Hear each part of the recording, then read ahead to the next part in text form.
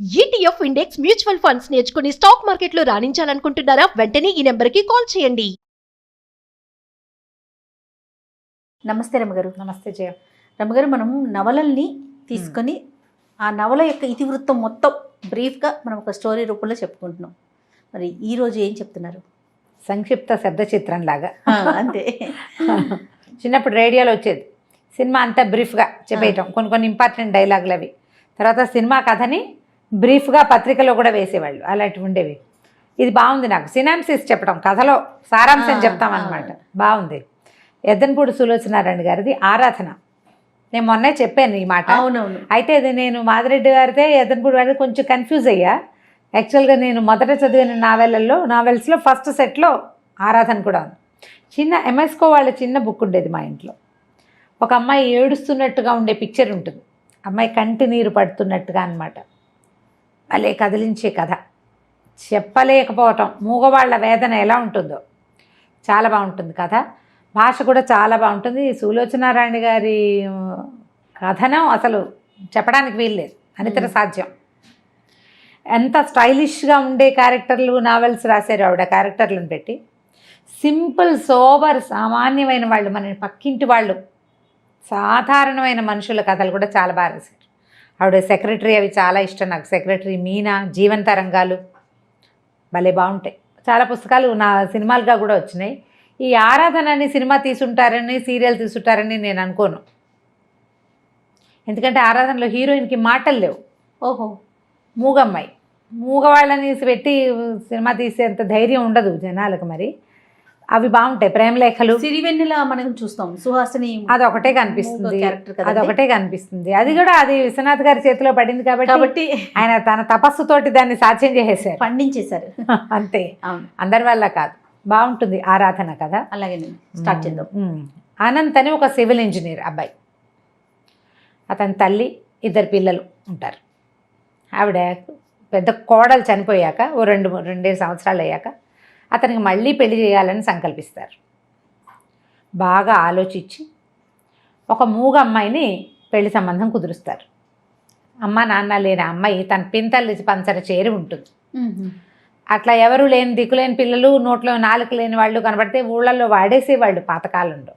ఇప్పుడు కొంచెం జనాల్లోకి తెలివితేటలు వచ్చినాయి. కానీ ఆ అమ్మాయికి ఊరుమ్మడి సొత్తు, అందరిళ్లలో పనిచేసి పెట్టడం, మంచి పనిమంతురాలు. చిన్నది ఒక 20 ఏళ్ళ అమ్మాయి.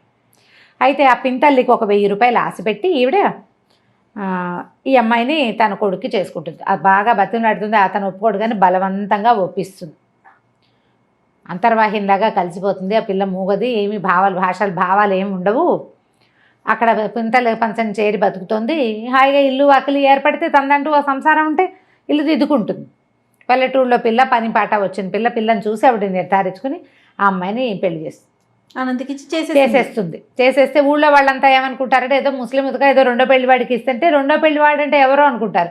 ఈ పిల్ల సామాన్యంగా చామన్చాయిగా సామాన్యమైన పర్సనాలిటీ, కాస్త ఒత్తైన జడ తప్పిస్తే ఏముండదు, మామూలు పిల్ల. అతను చాలా అందమైన వాడు, తెల్లగా పొడుగ్గా మంచి స్ఫురద్రూపి అయినవాడు. ఇద్దరు పిల్లలు. అందరు ఆశ్చర్యపోతారు, ఇది మూగపిల్లకి భలే అదృష్టం పట్టింది అని. తీరా సరే మీరెవరు రావక్కర్లేదు, దూరభారం పట్నం కదా అని చెప్పి అమ్మాయిని తనతో పాటు తీసుకెళ్ళిపోతుంది ఆవిడ. ఇంటికి వెళ్ళాక ఒక 5-6 ఏళ్ల పిల్ల, ఒక 3-4 ఏళ్ల పిల్లాడు. ఈ పిల్లలు, ఈ అమ్మాయి మంచి పనిమంతురాలు కదా. పల్లెటూళ్ళల్లో పనిచేసిన వాళ్ళకి పట్టణాల్లో చిన్న ఇళ్లలో పనులకు ఏం లెక్క ఉంటాయి. మెల్లిగా అత్తగారింటో అలవాటు పడుతుంది. అతనేమి అమ్మాయి ఇంట్లో ఒక పని మనిషి కింద ఉంటుంది అంతే. అతని అమ్మాయితో ఏమి మాట్లాడు, పిలవడు, చేయడు, ఏమీ ఉండదు. అంటే ముట్టనట్టు ఉంటాడు, తన దారిని తను ఉంటాడు. ఈ పిల్ల ఇంకా మెల్లిగా ఇంట్లో స్థిరపడుతుంది. భర్తని చూడడానికి, మరి భర్త అనేసరికి ఒక ఫీలింగ్స్ ఉంటాయి కదా. మనిషి ఏమో చాలా అందమైన వాడు అతను. కొద్ది రోజులు అట్లా గడుస్తుంటే ఒకరోజు ఎవరో చుట్టాలు వస్తున్నారని అన్ని పలహారాలు అవి చేయిస్తుంది కోడలతో అత్తగారు. ఇంట్లో పని మనిషి మానేస్తుంది. ఆ పనులన్నీ కూడా ఈ అమ్మాయి మీద పడితే తన ఇల్లు, తన భర్త, తన పిల్లలు, తన అత్తగారు అనుకుంటుంది.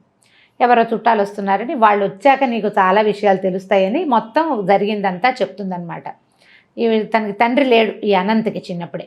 లేకపోతే సరే ఆవిడే ఊళ్ళో ఏదో చిన్న పొలం అవి ఉన్నాయి, హైదరాబాద్ వచ్చి ఆవిడ పిల్లల్ని ఇంజనీరింగ్ చదివించుకుని చాలా బాగా చదువుకున్నాడు, సివిల్ ఇంజనీర్ అతను. సరే ఏవో చిన్న పనులు చేస్తున్నాడు. ఆడపడుచులు 2 ఉన్నారు ఈవిడికి. వాళ్ళల్లో ఒకళ్ళ పిల్లని ఇచ్చి చేసుకోవాలని వాళ్ళు అడిగారు. మొదటంతా వీళ్ళతో బాగా ఉండలేదు, కానీ పిల్లాడికి మంచి చదువు పెద్ద ఉద్యోగం వచ్చే అవకాశం ఉండేసరికి వాళ్ళు అడిగితే వీళ్ళు ఒప్పుకోవాలి. ఈవిడికి ఏంటంటే తనకి కూతురు లేని లోటు తీరుస్తూ ఇప్పుడు పిల్లాడిని చక్కగా చూసుకుని ఆలోచించుకుంటారు కదా, ఒకడే కొడుకు వాడికి మంచి పెళ్ళం కావాలని. వాళ్ళు ఎవ్వరూ తన కొడుక్కి సరిపోయే పిల్లలుగా తోచరు. ఇతను ఏం చెప్తాడంటే, నేను పిల్లని ప్రేమించాను, సుధా అంటే అత్త కూతురు, ఏ అత్త కూతురుని చేసుకోమంటారో దాని ఫ్రెండ్, చాలా బాగుంటుందని చెప్పాడు. మనమే వెళ్ళి వాళ్ళ ఇంటికి వెళ్ళి పిల్లని అడగాలమ్మా అన్నాడు. ఇప్పుడు ఆశ్చర్యపోతే మనం వెళ్ళి అడగటం ఏమిట్రా, బలవంతంగా ఒప్పిస్తాడు. బాగుంటుందని. తీరా వెళ్తే వాళ్ళ ఇంటికి ట్యాక్సీలో తీసుకెళ్తాడు. వెళ్ళాక ఆవిడకి తెలుస్తుంది వాళ్ళు బాగా డబ్బున్న వాళ్ళు, 2-3 ఆడపిల్లలు, ఎవరో తెలిసిన వాళ్ళు ఉంటారు. వాళ్ళు ఊరికే హలో అంటారు, కానీ పిల్లేమో పింగాణి బొమ్మల్లే చాలా అందంగా ఉంటుంది, అపరిమితమైన నాజూకు, బోల్డంత ఆస్తిపరులు. ఈవిడ ఒప్పుకోదు ఆ పెళ్ళికి. వాళ్ళు పెళ్లి గురించి వాళ్ళు ఏం మాట్లాడరు. ఈవిడ ఆ ఇంటికి వెళ్ళి మీ పిల్లని మా పిల్లాడికి ఇవ్వండి అని అడగటం ఎలాగో ఈవిడికి అర్థం కాదు. ఇంటికి వచ్చాక తల్లి కొడుకు పోట్లాడుకున్నారు. ఆవిడ చెప్తుంది అనమాట ఈ సంగతి అంతా. తను చక్కగా కలిసిపోతుంది, నాకు ఎంతో ఇష్టం, ఆ రాధ అంటే పంచప్రాణాలు ఈ అనంత్కి. ఈవిడేమో అసలు ఆ పిల్లని పెళ్ళంగా ఉంచుకోవాలంటే నువ్వు ఎన్ని చెయ్యాలో తెలుసా, ఎన్ని పద్ధతులు మార్చుకోవాలంటే. వాళ్ళు కూడా పేదవాళ్ళేనమ్మా, మనలాంటి వాళ్ళే. క్రమంగా సంపాదించాడు ఆయన, పిత్రార్జితం కాదది. నేను కూడా అలాగే సంపాదిస్తాను, ఇంజనీరింగ్ చదివి నేను సంపాదించలేనా అంటాడు. రోజులు గడుస్తాయి. ఒకరోజు సాయంకాలం ఆ రాధని వెంట పెట్టుకుని పెళ్లి చేసుకుని తీసుకొచ్చేస్తాడు. ఓహో. తీసుకొచ్చాక ఆవిడకి తెలుస్తుంది ఆ అమ్మాయి ఒట్టి మనిషి కాదు. ఇక తొందరపడి పెళ్లి చేసేసుకున్నాడు. ఆ వచ్చిన రోజు నుంచి తప్ప మరుసటి రోజు నుంచి వీళ్ళ జీవితాల్లో సుఖం లేదు. ఇంకా మర్నాడు వాళ్ళ అమ్మ నాన్న వచ్చారు, తిట్టిపోసారు, నాన్నకు అలా చేశారు. తర్వాత కొంచెం మెల్లిగా నెలలు వచ్చినాయి. దాని ఫ్రెండ్స్ వచ్చేవాళ్ళు. వీళ్ళు మా అమ్మాయి ఖరీదైన ఇళ్లలో ఉన్న అమ్మాయి, ఇంత చిన్న ఇల్లు ఇరుగ్గా ఉంది, పరిసరాలు బాగుండలేదు అంటే ఊళ్ళో ఉన్న ఇల్లు పొలం అన్నీ అమ్మేద్దామని తల్లిని బలవంత పెట్టాడు. ఊళ్ళో పొలాలు అమ్మేశారు. ఇళ్ళ స్థలం ఎంత కష్టపడి ఎన్నేళ్ళో దాచి పెట్టుకున్న స్థలాలు మరి ఇంకేం చేస్తుంది. ఈవిడ ఒకడే కొడుకు, 40,000 ఎంతో మొత్తానికి అమ్మేసి ఇక్కడ ఇల్లు అద్దెకి తీసుకుంటాడు, అన్నీ ఏర్పరుస్తాడు, కులాసాగా ఉంటారు. మరి పెద్ద పిల్లకి ఏడాది వస్తుంది, మొదట ఒక పాప పుట్టింది. ఆవిడ వాళ్ళ అమ్మ నాన్న బాగా రాకపోక చేసి పిల్లని తమకు ఇచ్చేయమంటారు. ఈ అమ్మాయి కూడా పంపుదామనుకుంటుంది, కానీ అతను ఒప్పుకోడు. నాకు తోబుట్టులేరు, ఎవరు లేరు, నేను ఒంటరిగా పెరిగాను, నా పిల్లలు నాతోటే ఉండాలంటాడు. ఈ పిల్ల కొంచెం ఏడాది నిండేసరికల్లా మళ్ళీ నెల తప్పుతుంది అమ్మాయికి. ఈసారి ప్రెగ్నెన్సీ కొంచెం కాస్త 2 నెలలు గడిచేసరికల్లా ఇల్లు జప్తు అయిపోతుంది. తల్లి పోట్లాడుతుంది, ఇంత డబ్బు పట్టుకొచ్చావు కదా, అంతా ఏం చేశాడో మరి వాడుతున్నాం కదా. జల్సాలకి వాడేసుకున్నారు డబ్బంతా. ఇక లబోదిబో. అక్కడి నుంచి ఏం చేస్తారు, వెంటనే ఇల్లు మారిపోయారు, చిన్న ఇంట్లోకి వెళ్ళారు. పిల్లకి కడుపుతో ఉన్న పిల్లకి మందు మాకు కూడా లేని స్థితి వచ్చేసింది. అతనికి ఉద్యోగం రాలా. ఆ ఊరు నుంచి తెచ్చిన డబ్బుతో ఇల్లు అవి కొనేసి ఎడ్చేసి ఖర్చు పెట్టేశాడు, ఎంజాయ్ చేసేసాడు. ఈ పిల్ల వాడికి అతనికి ఏంటంటే ఆ భార్య అమిత వ్యామోహం అమ్మాయి అంటే, దాన్ని సంతోషంగా ఉంచడమే కావాలంతే. సరే తీరా డెలివరీ అయ్యే టైంకి వాళ్ళ అమ్మా నాన్న వచ్చారు, కానీ వాళ్ళేమీ వీళ్ళతో సరిగ్గా లేరు. ఇంత చిన్న ఇంట్లో ఉంటున్నారని ఏదో అంటారు. అమ్మాయి దిగులుగా ఉంటుంది. పిల్లడు పుట్టాక మా అమ్మ వాళ్ళ ఇంటికి వెళ్తానంటుంది, బెంగ పెట్టుకుంటుందని పంపిస్తారు. అక్కడికి వెళ్తే 2 రోజులు 4 రోజులకి తిరిగి వచ్చేస్తుంది, ఉండలేదు వాళ్ళ దగ్గర. వాళ్ళంతా డబ్బులు ఉన్నవాళ్ళు, అమ్మాయి పేదింట్లో ఉండిపోయింది. నాదే పొరపాటు, ఉద్యోగం లేనివాడు ఇంత ఖర్చు పెడుతుంటే ఎలాగా అని నేను అడగలేకపోయాను, నాకు తెలియలేదు, నా వల్లే మన పరిస్థితి ఇట్లా అయిందని ఫీల్ అవుతూ ఉంటుంది.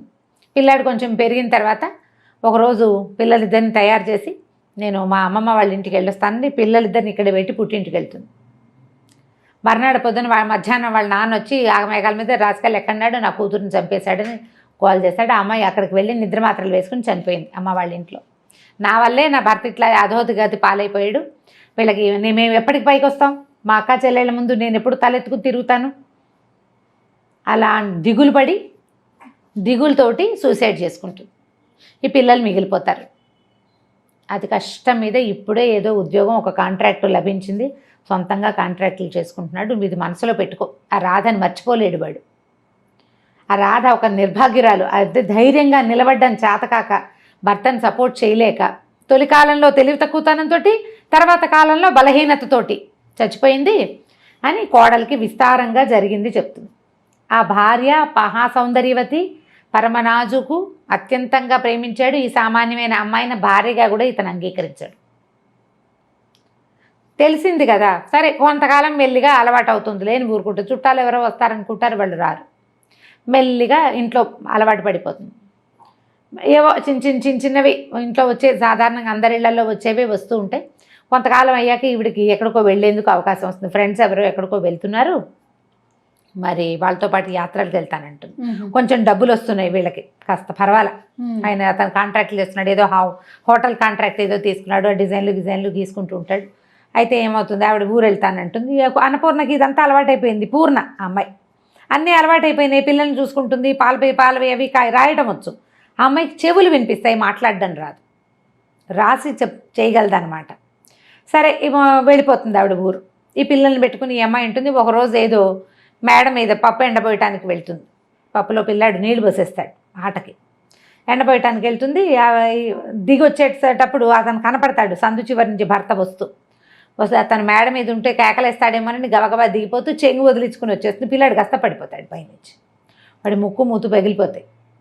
తెలుస్తుంది బ్లడ్ వచ్చేసింది. సరే ఏదో పౌడర్ రాసి ఏదో చేయబోతుంది. ఈ లోపల తండ్రి వస్తాడు. ఈ పిల్ల ఏం చెప్తుందంటే, పిల్లకి ఈ అమ్మాయి మొహం గిట్టదు. 5-6 ఏళ్ళు వచ్చినాయి కదా, చుట్టుపక్కల ఇళ్లలో పెత్తనాలకు వెళ్తుంది. అది మీ అమ్మ మీ పిన్ని వస్తే మీ నాన్న మీ పిన్ని ఒకటైపోతారు, మిమ్మల్ని బాగా చూడరు, సవితల్లి ఫీలింగ్ ఎక్కిస్తారు దానికి. అదెంతసేపు మూగిముద్దని దీన్ని అమ్మాయిని అన్నపూర్ణని తిడుతూ ఉంటుంది, ఎక్కిరిస్తుంది పిల్ల. 4-5 ఏళ్ల పిల్లలు అలా బిహేవ్ చేస్తారు. ఆ పిల్ల ఏం చేస్తుంది, నాన్న తమ్ముడు పప్పులో నీళ్ళు పోసాడని పిన్నే తమ్ముడు తోసేసింది అంటుంది. అయ్యో అనేసరికి చెంపకాయ కొడతాడు ఈ అమ్మాయిని. అసలు పిల్లల కోసమే కదా నువ్వు వచ్చావు, వీళ్ళు లేకపోతే నీ మొహం చూడాల్సిన అవసరం కూడా ఉండేది కాదు నాకు అని చెప్పి ఈ పిల్లాడినేమో హాస్పిటల్కి తీసుకెళ్తాడు. ఆ రాత్రంతా భారంగా గడుస్తుంది. మర్నాడు పొద్దున పిల్లాడు మాటలు వచ్చేసిన పిల్లవాడే కదా, వాడు పిన్ని నన్నేం తోయలేదు, నేనే పడిపోయాను చెప్తాడు. ఆ పిన్ని దిగేశాక నేను పడ్డానని చెప్తాడు. పిన్ని అక్కడ లేదా, దిగేసింది, అయినా పిన్ని నన్ను కొట్టదు, పిన్ని మంచిది. అక్కే ఎంతసేపు పిన్నితో ఎక్కిరిస్తుంది, పిన్నితో సరిగ్గా మాట్లాడుతూ అడుగుతాడు కూతుర్ని, అలా ఎందుకు చెప్పావు నువ్వని. ఏమో నాకేం తెలుసు, పప్పులో నీళ్ళు పోసాడు, నేను కేకలేశాను, ఆవిడేం అనలేదు, మూగిది కదా అదేం అందు, పైనుంచి వచ్చింది, వెనకాల వాడు పడ్డాడు, పిన్ని తోసేసింది అనుకున్నా కోపంతో అని చెప్పేస్తుంది. ఇక ఈ భార్యని పాపం అతనికి ఏం చేయాలో తెలీదు, దీనికి మాటలు రావు. ఒకవేళ నేను కాదు అవును అని చెప్పడానికి కూడా అమ్మాయికి చేత కాదు. సరే ఇంకా భార్యను కన్సోల్ చేసి దగ్గరికి తీసుకుంటాడు. మెల్లిగా ఆ అమ్మాయితోటి ఉండటానికి అలవాటు పడిపోతాడు. అమ్మాయి ఎక్స్ప్లైట్ చేయడం చేత కాదు, తనకి క్లోజ్గా ఉంటుంది అంతే. ఆ ఊరు నుంచి వచ్చిన తర్వాత అత్తగారికి తెలుస్తుంది వీళ్ళిద్దరూ బాగా క్లోజ్ అయ్యారు, అతను మామూలుగా ఉంటున్నాడు ఈ అమ్మాయితోటి అని. కొద్ది రోజులు గడిచాక ఈ అమ్మాయి ప్రెగ్నెంట్ అవుతుంది. అయ్యేసరికల్లా ప్రెగ్నెన్సీ పనికిరాదనుకుంటారు వీళ్ళు. వీళ్ళకి అన్ని పనులు చేసేయాలి, ఇల్లంతా ఏర్పాటు చేసేయాలి, మంత్రదండ ఉన్నట్టుగా ప్రవర్తించాలి. కానీ వాళ్ళకి హక్కులు ఉండకూడదనే ఒక ధోరణి. ఎవరికి కొడుక్కి కొంచెం ఉంటుంది, అత్తగారికి ఎక్కువ ఉంటుంది. భయాలు వస్తాయి రకరకాలు. ఇప్పుడు ఏదో ఇంట్లో అన్నీ చూసుకుంటోంది, పిల్లలు పుడితే పిల్లల్ని సరిగ్గా చూడదేమో, ఆ భయం ఉంటుంది కదా.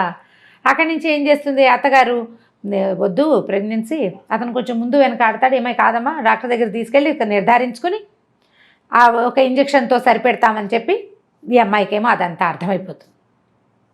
ఆ పొట్టలో ఉన్న పిల్లే నాది, అమ్మా నాన్న లేరు, భర్త బాగున్నప్పుడు బాగుంటాడు, లేనప్పుడు లేదు. ఆ పిల్లలు ఎప్పుడు పరాయి పిల్లలు, తను ఎంత బాగా చూసినా కూడా. తన పొట్టలో ఉన్న శిశువు తనది, ఆ బేబీని ఉంచుకోవాలనుకుంటుంది. ఇంజక్షన్ చేయించడానికి ఆ డాక్టర్ దగ్గర తీసుకెళ్తాడు, ఇంగ్లీష్లో మాట్లాడతాడు. అంతా అయ్యాక అమ్మాయి ప్రిస్క్రిప్షన్ ప్యాడ్ మీద వద్దు నాకు ఇంజక్షన్ చేయదు, నాకు ఈ పిల్ల కావాలని రాసేస్తుంది. డాక్టర్ ఏమో అది చూసి అతను చెడమడా కేకలేస్తుంది. తెలియకుండా చేస్తే ఎలాగండి, నేను అట్లా చేయను, ఇది ఇల్లీగలు అని చెప్పేసి ఇంటికి తీసుకొచ్చి చెడమడా కేకలేస్తాడు, బాగా కేకలేస్తాడు. నువ్వు వెధవం చేస్తావు, ఇక్కడే చెప్పచ్చు కదా ఆ మాట అంటాడు. ఇక్కడ చెప్పడానికి అత్తగారు అవకాశం ఇవ్వదు. అక్కడికి వెళ్ళాక ఇంకేం అవకాశం, దొరికిన అవకాశం యూజ్ చేస్తుంది అనమాట. దాంతో అతను ఏం చేస్తాడు, ఇక భార్యతో మాట్లాడడం మానేస్తాడు. అత్తగారు అసంబద్ధంగా ఎవడైనా సరిగ్గా ఉండదు. కొంచెం నెలలు వస్తాయి, 4-5 నెలలు అయితే ఏమవుతుంది, అతను ఏదో హోటల్ కట్టే ప్లాన్ వేస్తున్నాడు కదా, ఆ హోటల్ అంతా రెడీ అయ్యాక భార్యని పిల్లల్ని అందరిని తీసుకెళ్తాడు చూపించడానికి, తల్లిని అందరిని తీసుకెళ్ళేసరికి అలా పైకి వెళ్తుంటాడు. వెళ్ళాక ఈ అమ్మాయి కనిపిస్తుంది, వాళ్ళంతా సంతోషంగా ఉన్నది. నేనే ఏమిటో పరాయి దాన్ని, ఈ పిల్ల మీద వ్యామోహం ఏమిటి నాకు, వీళ్ళకి నేను ఎలాగో పనికిరాను, ఎందుకంటే అతను మాట్లాడలేదు, అమ్మాయి సామాన్యంగా సింపుల్గా ఉంటుంది, అతను మనిషి బాగుంటాడు, పిల్లలు అందంగా ఉంటారు, అత్తగారు తల్లి కొడుకు అతుక్కుని ఉంటారు, వాళ్ళు క్లోజ్ ఎక్కువ తల్లితోటి ముందు నుంచి కూడా. తన మీద తనకే ఒక రకమైన ఇష్టం వస్తుందన్నమాట. ఈ కడుపులో ఉన్న శిశువు మీద కూడా ఆ ఆకర్షణ పోతుంది. అంతకుముందంతా ఆ పిల్ల నాకు కావాలనుకుంటుంది కదా, ఏం చేస్తుందంటే ఇక్కడి నుంచి దూకేయాలనుకుంటుంది, మెట్లు లేని వైపుకి కాలు వేసి దిగిపోతుంది, పడిపోయేసరికి ప్రెగ్నెన్సీ పోతుంది. అత్తగారు అయ్యో అదేమిటో అమ్మ కాలు చెయ్యో విరిగితే ఎంత పని అయ్యేది అంటుంది. వీళ్ళకి కావాల్సింది అదే కదా, ఇప్పుడు తీగానే మాట్లాడతారు. వీళ్ళు ఈ పిల్లని లేకుండా చేయాలనే కదా చూశారు. సరే బాగా సారీ చెప్తాడు. మెల్లిగా కొన్నాళ్ళకి మళ్ళీ లైన్లో పడుతుంది, అంతా నార్మల్గా ఉంటుంది. ఇతనికి కొత్త పనులు వస్తాయి, పరిచయాలు పెరుగుతాయి, పెద్ద ఇల్లు తీసుకుంటారు, వాళ్ళంతమంది వస్తూ ఉంటారు. క్రమంగా ఈ అమ్మాయికి ఇతనితో క్లోజ్గా ఉండాలనే ఫీలింగ్ కూడా. ప్రెగ్నెన్సీ పోయేసరికల్లా ఆడవాళ్ళకి సహజంగా ఒక అయిష్టం వచ్చేస్తుంది. అంతకుముందు భర్త అంటే చాలా ప్రీతి అవన్నీ ఉంటాయి, పాపం సహజంగా ఉండేదే కదా. కానీ ఈ పార్టీలు ఫంక్షన్లు వాళ్ళని వీళ్ళని పిలవటాలు ఎప్పుడు పనిచేస్తూనే ఉంటుంది. ఓ రోజు ఎవరో వస్తారు చాలామంది, వాళ్ళు ఒక చంటి పిల్లని తెస్తారు, వాడు తెగ ఏడుస్తాడు. ఆ పార్టీలో ఏడిస్తే ఈ పొద్దు నుంచి పని చేసుకుంటూ పిచ్చి చీర జుట్టు జడంతా పిచ్చిగా పాయలు బయటకు వచ్చేసి మాసిపోయినట్టున్న బట్టలతో ఉన్న ఈ అమ్మాయి ఏం చేస్తుంటే ఆ పిల్లాడు ఏడుపుని తట్టుకోలేకపోతుంది. కొంచెం ప్రెగ్నెన్సీ పోయి ఉంది కదా, అది పక్కన పరిగెత్తుకుంటూ వచ్చి ఆ పిల్లాడిని తీసుకెళ్తుంది లోపల. పని మనిషి అనుకుంటారు వాళ్ళు. పిల్లాడు పాలు తాగిచ్చింది, ఫ్యాన్ వేసి కాస్త చొక్కా బొడదీసి కాస్త ఏదో మంచినీళ్ళు పట్టేసరికి వాడు సర్దుకుంటాడు. ఆవిడ లోపలికి వస్తుంది, పాలు ఉన్నాయి అవి ఉన్నాయి ఇవి ఉన్నాయి అని అడుగుతూ. తీరా అతను ఆవిడ చెప్తున్నాను, మీరు ఇంకా పెళ్లి చేసుకోవచ్చు అదేంటి, పెళ్ళి ఎందుకంటే ఇదిగో నా వైఫ్ ఈవిడే అంటే ఆశ్చర్యపోతుంది ఆవిడ. అమ్మాయి అన్నాము, తను మూగది, మాట్లాడలేదు, బయటికి రాదు, పని చేస్తుంది ఎక్కువగా అని చెప్తాడు. వాళ్ళు ఆశ్చర్యపోతారు. అప్పటి నుంచి ఇతనికి ఏమనిపిస్తుంది అంటే వైఫ్ని అన్ని చోట్లకి తిప్పాలి, ఈ అమ్మాయిని ఇట్లా మూల ఉంచకూడదు అనిపిస్తుంది. వెనకాలకు తిప్పుకుంటాడు, భార్యను బాగా దగ్గర తీసుకుంటాడు. అత్తగారికి నచ్చదు, దీనికి ఎందుకురా మూగిది, అది ఇంట్లో ఉండేదానికే అంటుంది. అయినా అతను ఒప్పుకోడు, కాదమ్మా నేను అట్లా వదిలేను, తను వచ్చాకే నా జీవితం బాగుపడింది, ఇల్లు ఎప్పుడు శుభ్రంగా ఉంటుంది, పిల్లలు కడిగిన ముత్యాల్లా ఉంటారు, ఖర్చు ఎంత రూపాయి ఇస్తే అందులోనే ఖర్చు పెడుతుంది, ససేమిరా రూపాయి ఎక్స్ట్రా చేయదు, మంత్రదండం ఉన్నట్టుగా ప్రవర్తిస్తుంది, చేతిలో పని చేసుకుంటుంది. రాధతో నా జీవితం ఇలా కావాలనుకున్నా, కానీ రాధకి పని రాదు, పాట రాదు, ఏమీ రాదు, అందం తప్ప. నేను రాధని ప్రేమించాను కానీ నాకు కావాల్సింది ఇది జీవితం, ఇది ఈ అమ్మాయి దగ్గర ఉంది అని ఇంకా భార్యను తనతో పాటు తిప్పుకోవటం మొదలు పెడతాడు. కొద్ది రోజులు అయ్యాక ఎవరో ఒక పార్ట్నర్ కలుస్తారు. ఆ పార్ట్నర్ వాళ్ళ పిల్లలు బాగా తిరుగుతుంటారు. వాళ్ళకు సరోజని ఒక యంగ్స్టర్ పిల్ల ఒకటి ఉంటుంది, ఒక 20 ఏళ్ల పిల్ల. అది హ్యాండ్సమ్గా ఉన్న ఈయనకి అట్రాక్ట్ అవుతూ ఉంటుంది ఎంతసేపు. ఆనంద్కి ఇతను వెనకాల పడుతుంది, ఎంతసేపు అక్కడికి వెళ్దాం రా అని తీసుకెళ్తుంది. కొంచెం హ్యాండ్సమ్గా ఉన్న మగవాళ్ళు కనిపెట్టేసరికి పిల్లలకి అవకాశం ఉందనుకో, వీళ్ళు ఆటోమేటిక్గా కొంచెం అట్రాక్టివ్గా ప్రవర్తిస్తారు, ఫ్లర్టీగా ప్రవర్తిస్తుంది. ఈవిడికేమో ఆ పిల్ల వస్తే బాగుందనిపిస్తుంది అత్తగారికి. ఇప్పుడు నువ్వు నేను ఉంటామా, మన ఇల్లు ఎప్పుడూ నిశ్శబ్దంగా ఉంటుంది. పిల్లలిద్దరు, రెండో పిల్లాడు కూడా స్కూల్కి వెళ్ళిపోవటం మొదలు పెడతాడు, పని లేదు, పని వాళ్ళు ఉన్నారు ఇంట్లో. అత్తగారు రోజు సరోజని చేసుకుందాం వీడికి అని మొదలు పెడుతుంది. ఆ రోజుల్లో ఇలా ఉండేవి. ఇది ఎర్లీ 70s ఏమైనా రాశారా, లేట్ 70s రాశారనుకుంటా. మూడో పెళ్లి చేద్దామని ఉంటుంది. ఈ మూగ పిల్లని చేసుకుని ఏం చేస్తాడు వాడు, లక్షాధికారి అయ్యాడు, ఇప్పుడు సంపాదిస్తున్నాడు, సంఘంలో పరువు ప్రతిష్ట, నలుగురిలో బయటికి వెళ్ళాలి, ఎవరినైనా తీసుకెళ్ళాలి తనతో పాటు. ఈ పిల్లకి మాటామంతి రాదు, సామాన్యంగా ఉంటుంది, వాడు అందానికి తగిన పిల్ల కాదు. అనవసరంగా తొందరపడి ఈ పిల్లని చేసుకున్నానేమో అనిపిస్తుంది ఆవిడికి. ఆయన పిల్లల్ని పెంచి పెద్ద చేసింది, స్కూల్కి పంపుతుంది, చక్కదిద్దుతోంది, అవన్నీ వేరే, పనికిరాదు, అయినా పనికిరాదు. అయితే ఏమవుతుంది, ఈవిడికి ఎలాగైనా ఈ అమ్మాయిని పంపేసి ఆ సరోజని తెచ్చేసుకుందామని ఉంటుంది. అయితే ఏమవుతుంది, ఇంతలో ఈ అమ్మాయికి ఊరి నుంచి ఉత్తరం వస్తుంది. వాళ్ళ బాబాయ్ రాస్తారు, పింతల్లికి అస్సలు ఒంట్లో బాగోలేదని అన్నపూర్ణని పంపించమంటే, అమ్మాయి దొరికింది ఛాన్స్ అని ఈవిడేం చేస్తుంది, ఈ అమ్మాయిని ఊరెళ్ళమంటుంది. అప్పటికే చెప్తుంది సరోజని చేసుకుందాము వీడికి అని. ఆ అమ్మాయి విరక్తిగా ఉంటుంది, ఏం చేయాలో తెలియదు. ఇవన్నీ చేశాక ఇప్పుడు నన్ను పక్కన నువ్వు ఉండు ఇంట్లోనే, దాన్ని చేసుకుంటాడు సరదాగా అంటుంది. ఆ పూట అతను అమ్మాయి వచ్చి ఇతన్ని సినిమాకో ఎక్కడికో లాక్కెళ్తుంది. ఈ పిల్ల నేను అన్నపూర్ణని ఊరు తీసుకెళ్తాను, ట్రైన్ ఎక్కిస్తాను, మీరు సినిమాకి వెళ్ళండి అని వాళ్ళని పంపించేస్తుంది. ఈ అమ్మాయికి తన ఎదురుగుండానే భర్త ఆ అమ్మాయితో కలిసి కారులో వెళ్తూ ఉంటే ఇక వీడు నాకేం దక్కుతాడు అనిపించేస్తుంది, విరక్తి పుట్టేస్తుంది కదా. సరే ఊరు వెళ్ళిపోతుంది. ఊరు వెళ్ళేసరికి అలా కొద్ది రోజులకే ఈ 4 6 పిల్లలు ఉంటారు ఆ పింతల్లికి. బాబాయ్ ఏమో పక్షవాతంతో మంచం మీద ఉన్నాయినా ఆవిడ కాస్త పోతుంది. పిన్ని పోయేసరికల్లా మరి ఆ ఇల్లు భారం ఎవరి మీద పడుతుంది? ఈఎంఐ, ఆ ఇంటికి పెద్దది ఈఎంఐ. సరే ఇంకా మెల్లిగా అక్కడ స్థిరపడుతుంది. పోయిందని తెలియగానే ఈవిడేమనుకుంటుంది, రాజేశ్వరమ్మ గారు అనంత్ వాళ్ళ అమ్మ, అమ్మయ్య ఆ ఇంట్లోకి దీని అవసరం ఉంది, ఎలా ఫిక్స్ అయిపోతుంది, కొన్నాళ్ల పాటు రాదు, ఆ లోపల మన వ్యవహారం చక్కబెట్టేసుకోవచ్చు అనుకుంటాం. అక్కడి నుంచి వచ్చి 2 రోజులు ఇక్కడ ఉండి మరి 4 చూసి నేను వెళ్ళొస్తాను, కాస్త డబ్బులు ఏవో కోడల చేతిలో పెట్టి ఇక్కడ అన్నీ సర్దుకున్నాకే మెల్లిగా రా, తొందర ఏం లేదు అని కోడల చేత మా భర్త ఇంకో పెళ్లి చేసుకున్నాడు, నాకు అభ్యంతరం లేదని కాగితం మీద సంతకం పెట్టించుకుని పట్టుకెళ్తుంది. ఈవిడే అతని పార్ట్నర్ తోటి మాట్లాడితే మీ కోడలు కనుక సంతకం పెడితే మేము పెళ్ళికో రెడీ అని చెప్పారు. వాళ్ళు ఒప్పుకున్నారు. సంతకం పెట్టి ఈ కాగితం నా దగ్గర ఉంటే వాళ్ళు ఒప్పుకుంటారని చెప్పి సైన్ చేయించేసుకుంటారు. ఎన్ని రోజులైనా ఈ అమ్మాయి ఇక్కడి నుంచి కదలకపోయేసరికల్లా బాబాయికి ఆశ్చర్యంగానే ఉంటుంది, ఏమిటి వెళ్ళదు, వాళ్ళ అత్తగారు ఉత్తరం రాయదేమిటి అని. అయితే మెల్లిగా ఏం చేస్తుందంటే ఈ బాబాయ్ గారు మరి ఇంకేం చేస్తారు, ఇల్లు చూసుకోవాలిగా, ఆయన ఏమో ట్యూషన్లు చెప్పడం మొదలు పెడతాడు. ఈ అమ్మాయి ఏమో ఈ పిల్లలకి వెనకాల దొడ్డంతా బాగు చేసి కూరగాయలు వేయిస్తుంది, బట్టలు కుట్టించి నలుగురికి ఊళ్ళో. మరి వీళ్ళకి డబ్బులు ఎక్కడి నుంచి వస్తాయి పాపం? అంతకుముందు పిన్ని ఏదో చేసేది. మెల్లిగా పిల్లల్ని ఇల్లు సంసారం అక్కడ దిద్దింది కదా, ఇక్కడ కూడా దిద్దడం మొదలు పెడుతుంది. మొదలు పెట్టేసరికల్లా ఉత్తరం గిత్తరం ఏం రాదు. బాబాయ్ నిలదీసి అడుగుతాడు, ఏమిటమ్మా మీ ఆయన ఉత్తరం రాయలా, మా అత్తగారు ఉత్తరం రాయలేదంటే, బాబాయ్ ఇంక నేను వెళ్ళను, మా అత్తగారు ఈ ప్లాన్లో ఉంది, నా శక్తి ఉన్నంత వరకు నీ ఇల్లు కాపాడుతాను, నీతో పాటు నన్ను ఉండనివ్వని ఆయన ఆశ్చర్యపోతాడు. ఏం చేయాలో అర్థం కాదు. ఊళ్ళో వాళ్ళకు కూడా అంతకుముందు చాలా అందమైన మొగుడు, మంచి ఇంజనీరు, అత్తగారు కూడా శుభ్రంగా ఉంది, అమ్మాయి వెళ్ళిపోతుంది అనుకుంటారు. వెళ్ళకపోయేసరికి వాళ్ళకి అనుమానంగానే ఉంటుంది, ఏమిట్రా వెళ్ళటం లేదు, వాళ్ళు ఉత్తరాలు రాయట్లేదు, ఉత్తరం వచ్చితే ఊళ్ళో తెలిసిపోతుంది పల్లెటూళ్ళల్లో. సరే సడన్గా ఒకరోజు ఇంక అయిపోయి ఉంటుంది పెళ్ళి అనుకుంటుంది. ఆవిడ ఉత్తరం రాస్తుంది అత్తగారు ఒకసారి వాళ్ళ మేనమావలతో మాట్లాడామని, సింపుల్గా ఇంట్లోనే పెళ్లి చేయదలుచుకున్నామని, అంతా అయ్యాక ఇక్కడంతా సర్దుబాటు అయ్యాక ఉత్తరం రాస్తాను, వీలు చూసుకుని వచ్చేద్దుగానని రాస్తుంది. కోడలను వదలదు ఆవిడ, ఈ పని చేయడానికి కావాలి కదా, ఆ ఇల్లు దిద్దడానికి ఈ అమ్మాయి కావాలి. ఆ అమ్మాయి సరదాగా చిన్నపిల్ల, దానికేమొచ్చు ఈ పనులన్నీ? ఇల్లు వాకిలి చూడడం అంటే చిన్నపిల్లల వల్ల కాదు కదా, గడిగట్టిన వాళ్ళు కావాలి. ఉత్తరం రాయిస్తానని రాస్తుంది. ఆ ఉత్తరం తీసి బాబాయ్ చేతులు పడుతుంది, ఇదిగో ఇది నా పరిస్థితి అని. ఇక మెల్లిగా ఊళ్ళో స్థిరపడుతుంది. బట్టలు కత్తిరించడాలు, అవి ఇవి జాకెట్లు కుట్టడాలు, అమ్మాయికి వచ్చిన పనులు. మెల్లిగా దొడ్డి వాకిలి ఏర్పరిచి చిన్నపిల్లల్ని స్కూల్కి పంపించి, పెద్ద పిల్లల్ని స్కూల్ మానిపించి తనతో ఉంచుకొని వంట పని నేర్పించి ఏదో తంటాలు పడుతూ ఉంటుంది. సడన్గా ఓ రోజు టెలిగ్రామ్ వస్తుంది.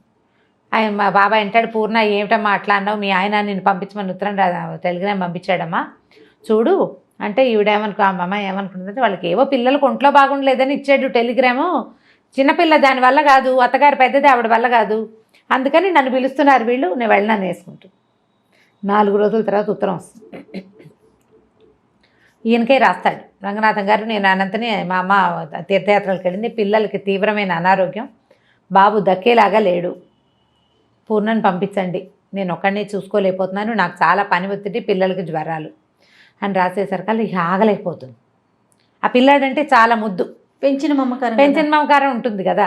సరే అక్కడి నుంచి ఈ అమ్మాయి వస్తుందని వాళ్ళకి తెలియదు కదా, రైల్వే స్టేషన్కి దగ్గరే, స్టేషన్ నుంచి ఇంటికి వెళ్ళటం తెలుసు తనకి. స్టేషన్ నుంచి ఇంటికి వెళ్ళేసరికల్లా డాక్టరు భర్త ఎదురుపడతారు ఇంట్లో నుంచి వస్తూ. ఈ అమ్మాయిని చూస్తూనే ఆశ్చర్యపోతాడు, ఎవరొచ్చారు ఎలా వచ్చావు అంటే ఏం మాట్లాడదు. సరే అని దారిస్తాడు, లోపలికి వెళ్తుంది. ఇల్లు నేను వదిలేని పెట్టిన ఇల్లేనా ఇది అని ఆశ్చర్యపోతుంది. ఇల్లంతా మురికి కూపం, అత్తగారు ఇట్లా ఉన్న ఇల్లు ఎలా వదిలిపెట్టి వెళ్ళిపోయిందో అర్థం కాదు అమ్మాయికి. పిల్లలు మంచాల మీద ఉన్నారు, మంచాన్ని బంతిలా ఉండే పిల్లాడు బల్లిలాగా మంచానికి అతుక్కుపోయి కనిపిస్తాడు. ఆ కూతురికి విపరీతమైన జ్వరం, ఇల్లంతా మందు సీసాలు, అతని చొక్కాకి గుండీలు లేవు, ప్యాంట్ మీదంతా మందు మరకలు, ఇల్లంతా మహాలోకంలాగా ఉంటుంది, మాసిపోయిన బట్టలు ఎక్కడ పడితే అక్కడ. ఈయన టెన్షన్తో కాల్చేసిన సిగరెట్ పీకలు. ఏం చేస్తారు? అక్కడి నుంచి వచ్చాడు. వచ్చిన తర్వాత చూస్తే పిల్లకి బాగా సీరియస్ అయిపోతుంది. పిల్లవాడికి జ్వరం జారినప్పుడే పిల్లకి సీరియస్ అయిపోతుంది. ఏవో మందులు తీసుకొస్తాడు. ఏం చేస్తుంది, ఇంకా గబగబా కొంగు బిగించి మెల్లిగా ఓ పక్క నుంచి మొదలుపెట్టి ఇల్లంతా ఊడ్చి ఎత్తిపోసి చెత్తలని పిల్లల పక్కలు మార్చి తను తెచ్చుకున్న పెట్టెలో ఎంచి పక్క దుప్పట్లేమి ఉతికిన దుప్పట్లే లేవు ఆ ఇంట్లో. తను తీసుకొచ్చిన సూట్ కేసులోంచి తన చీరలే ఇస్త్రీ పెట్టుకున్న చీరలన్నీ మడతలు విప్పి మంచం మీద వేసి పిల్లల్ని పడుకో. శుభ్రమైన పక్కన లేకపోతే జబ్బులు పెరిగిపోతాయి. ఆ ఇంట్లోకి రాగానే అతను కనిపిస్తుంది, అన్నపూర్ణ చేతిలో ఏదో మంత్రదండ ఉంది, ఇల్లంతా క్లీన్, గంటలో పక్కలు చూస్తే పడుకోవాలనిపిస్తుంది. ఎన్నిసార్లు అనుకుంటాడనమాట అతను, ఈ అమ్మాయి ఉండబట్టే నా జీవితం హాయిగా ఉంది అని. అది ఇప్పుడు అనిపిస్తుంది. సరే పిల్లవాడికి ఏదో ఎప్పటికీ ఎన్ని రోజులు తిండి పెడితే వాడు కోలుకుంటాడు. ఈ పిల్ల కాస్త బాగా దిగినా వెళ్ళిపోతుంది. ఒళ్ళు వెచ్చబడితే బతుకుతుంది, లేకపోతే లేదు. చల్లబడిపోయిందనమాట శరీరం, ఇదంతా పోయింది. సరే అక్కడి నుంచి చూస్తూ ఉంటారు ఇద్దరు, ఒంటి మీద చేసి ఒక తెల్లవారుజామున ఎప్పటికో మొత్తానికి దానికి పిల్ల కాస్త పొట్ట దగ్గర వెచ్చబడుతుంది. సరే అప్పుడు లేచి మళ్ళీ మందేసి డాక్టర్ని పిలుచుకొచ్చి ఏదో చేస్తే మొత్తానికి పిల్ల సేఫ్. అక్కడి నుంచి పెళ్ళాని దగ్గర కూర్చోబెట్టుకుంటాడు. నువ్వు ఎందుకు వెళ్ళిపోయావు? ఎవరికైనా మంచి వాళ్ళకి అన్యాయం చేస్తే అది మనకే కొడుతుంది. నేను నీకు చేసిన అన్యాయం, నీ గర్భంలో ఉన్న శిశువుని చంపేద్దామని ప్రయత్నం చేసి ఎంత పొరపాటు చేశానో. పిల్లాడికి అనారోగ్యం వచ్చి వాడు తలకిందులైపోయినప్పుడు నాకు నువ్వే గుర్తొచ్చావు. నీ పట్ల చాలా అనుచితంగా ప్రవర్తించాను నేను. మా అమ్మ ఏమో ఇప్పుడు కొత్తగా ఇంకోటి మొదలుపెట్టింది, ఆ సరోజని నన్ను పెళ్లి చేసుకోమంటుంది. నాకు అలాంటి పెళ్ళాం అక్కర్లేదు. రాధని నేను చాలా ప్రేమించాను, కానీ నాకు రాధతో నాకు కావాల్సిన జీవితం అయితే లభించల. అది నీ దగ్గరే లభించింది. నువ్వు ఉండటం వల్లే నేను హాయిగా ఉన్నాను. ఎంత పని చేసి వచ్చినా ఇంటికి వచ్చేసరికల్లా తెల్లటి పక్కలు, వేడి నీళ్ళు, శుభ్రమైన భోజనం, అంతకంటే ఏం కావాలి జీవితానికి? చాలా శ్రమపడి వచ్చిన వాడికి అదే కావాలి. నాకు ఆ విశ్రాంతి నీ దగ్గరే లభించింది. నేను వద్దన్నాను. నా మీద కోపంతో అమ్మ తీర్థయాత్రలకు వెళ్ళిపోయింది. నాకు తెలిసిన అమ్మాయి కడుపుతో ఉంటుంది. ఇవి వచ్చేసరికి తెలుస్తుంది అనమాట. తను ఆశ్చర్యపోవడానికి కారణం అమ్మాయి గర్భవతి అని తెలియదు ఇతనికి. లేత నెలల్లోనే వెళ్ళిపోతుంది. 4-5 నెలలు గడిచిపోయినాయి కదా వెళ్ళిపోయి. కొంచెం పొట్ట ఎత్తుగా కనపడితే ఇతనికి తెలుస్తుంది అనమాట. అప్పుడు నువ్వు ఇక్కడే ఉండిపో, నువ్వు ఇలాంటి ప్రయత్నం చేయొద్దు, నువ్వు నాతో పాటే ఉండు, నువ్వు లేనిదే నేను ఉండలేను. అసలు నేను రాధ వెళ్ళిపోయినా భరించగలిగాను, నువ్వు లేకపోతే నువ్వు ఉండటం నా వల్ల కాదని చెప్పేస్తాడు. ఏం సమాధానం చెప్తుంది అమ్మాయి? ఏంటి బోల్డన్ని అనుమానాలు వస్తాయి. వీళ్ళకి తను అక్కర్లేదు అని తెలుస్తూ ఉంటుంది ప్రతిసారి. ఇప్పుడు తనే కావాలని అర్థమైంది కదా, ఇప్పుడు మాటలు లేవన్నమాట. ఇంకా ఇదే లాస్ట్ సీన్. ఎంత బాగా రాస్తారంటే చిన్న డీటెయిల్స్ కూడా ఎట్లా ఒకళ్ళు ఇంకొకళ్ళని అపార్థం చేసుకుంటారు జీవితంలో. పిల్లలు ఎట్లా కొంతమంది దగ్గర అవుతారు, ఎలా దగ్గరికి రారు. మనుషులు ఎంత స్వార్థపరులుగా ఉంటారు. చిన్నప్పటి నుంచి ఈ పిల్లతోటి పని చేయించుకుని పింతలేమో 1000 రూపాయలకి ఆశపడి ఈ పెళ్లి చేస్తుంది. చూడండి, అన్ని పనులు చేయించుకుని తన కొడుకు బాగా జీవితంలో స్థిరపడంగానే ఈ అమ్మాయిని వదిలించుకుని ఇంకో కోడలిని తెచ్చుకోవాలనుకుంటుంది అత్తగారు. అలాగే ఉంటారు కదా మానవ నైజాలు. ఇట్లా జీవితానికి దగ్గరగా ఉండే కథలు కొన్ని ఎంత కదిలిస్తాయంటే, ట్రై చేసి అంటే అందరూ మనసులోని మనసు ఎక్కడ దొరుకుతుంది అని అడుగుతున్నారు. బుక్ షాపుల మీద పడి వెతకాలమ్మా. మన దగ్గరలో ఉన్న బుక్ షాప్స్ వెతుక్కోవాలి, బుక్ ఫెయిర్స్కి వెళ్ళాలి. మీరే కొత్తవి ఇన్వెంట్ చేసి చూసి కొత్త పుస్తకాలు తెచ్చుకోగలుగుతారు. నన్ను ఒకరు అడిగితే నేను అదే, మీరు వెళ్ళి షాప్కి ఏమైనా ఎక్కడ దొరుకుతుంది అని అంటే మందా మాక పుస్తకం షాప్లోకి వెళ్ళి కొనుక్కోవటమే, వెతకటం దానికోసం. బుక్ హౌస్లు మనకి ఆన్లైన్ కూడా దొరుకుతాయి. ట్రై చేసి కొని చదివి చూడండి. ఆరాధన, ఎద్దనపూడి సులోచనారాణి గారి ద బెస్ట్ నావెల్స్లో ద బెస్ట్ నావెల్. రీడింగ్ స్కిల్స్ని డెవలప్ చేయడంలో భాగమే ఈ నావెల్స్, ఈ కథలు చెప్పటం. మళ్ళీ ఒకసారి అంటే ఆల్రెడీ పుస్తకాలు చదివే హ్యాబిట్ ఉన్న వాళ్ళందరూ చదువుతారు, వాళ్ళకి మనం చెప్పనే లేదు. మళ్ళీ ఒకసారి గుర్తు చేసుకుని చదవాలనిపించేలాగా చేస్తుంది ఒకటి. అసలు పుస్తకాలు చదవటం అలవాట్లేదు, ఏదో చిన్న కథలు చదివే అలవాటు ఉన్న వాళ్ళకి మన ముందు కూడా ఇంత అత్యద్భుతమైన రచనలు ఉన్నాయి, జీవితానికి ఇంత దగ్గరగా ఉండే కథలు ఉన్నాయి, ఎన్ని మలుపులో చూడండి తెలియజేయటమే మన ఈ ప్రోగ్రాం యొక్క ఉద్దేశం. పుస్తకాలు కొనండి, చదవండి, గిఫ్ట్ చేయండి ఎవరికైనా. మీ అంతటా మీరు చదివితే ఉండే సంతోషం ఏమిటో చదివి తెలుసుకోండి. తప్పకుండా రమ్మ గారు. నమస్తే. నమస్తే.